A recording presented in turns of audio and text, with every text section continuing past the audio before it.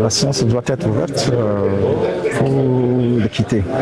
C'est pour ça que, surtout dans nos pays du Sud, on n'a pas beaucoup d'infrastructures, on n'a pas assez de moyens pour faire des publications. Et vous allez remarquer qu'un enseignant qui n'a pas les moyens, qui veut publier dans de grandes revues internationales, on demande jusqu'à 1000, 1500, 2000 dollars. Okay. Alors, où est-ce que l'enseignant, dont le salaire n'atteint pas ce montant, puisse publier? C'est pas possible. Donc, Wacken a pour vocation d'aider, à promouvoir la science ouverte pour aider donc, ces enseignants, ces chercheurs à pouvoir publier aussi.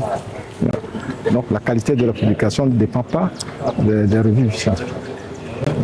Donc, c'est l'une des raisons pour lesquelles nous sommes là aujourd'hui, pour sensibiliser et former donc, nos collègues enseignants-chercheurs afin de les aider donc, à comprendre les enjeux et à pouvoir publier aussi, donc, tout comme ceux qui ont la moyenne.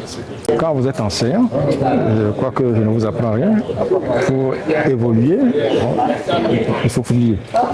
Pour évoluer en grade, il faut publier. Si vous ne publiez pas, vous restez sur place. Alors, donc, c'est un des enjeux.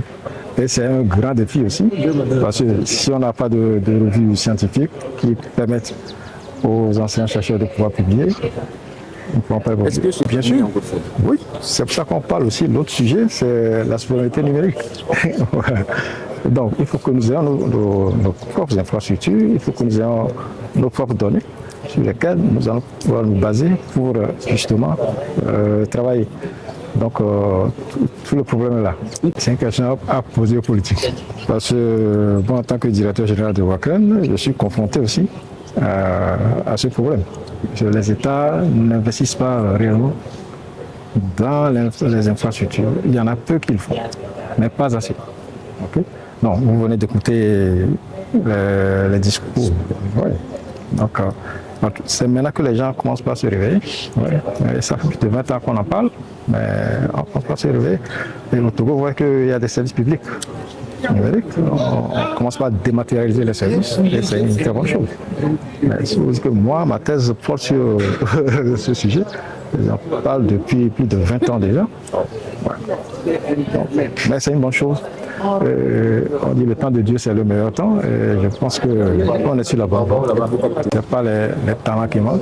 On a de grands chercheurs, de grands enseignants, professeurs qui font de la recherche, de la vraie recherche, mais ces recherches ne sont pas valorisées. Okay. Donc c'est aussi un autre défi. Donc, il y a des instituts qui sont créés un peu partout à l'université de Lomé et Kara pour justement valoriser ces résultats de recherche. Je crois que ça va avancer.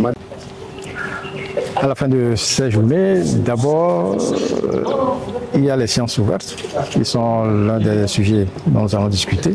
C'est aider le Togo à avoir une politique de sciences ouvertes.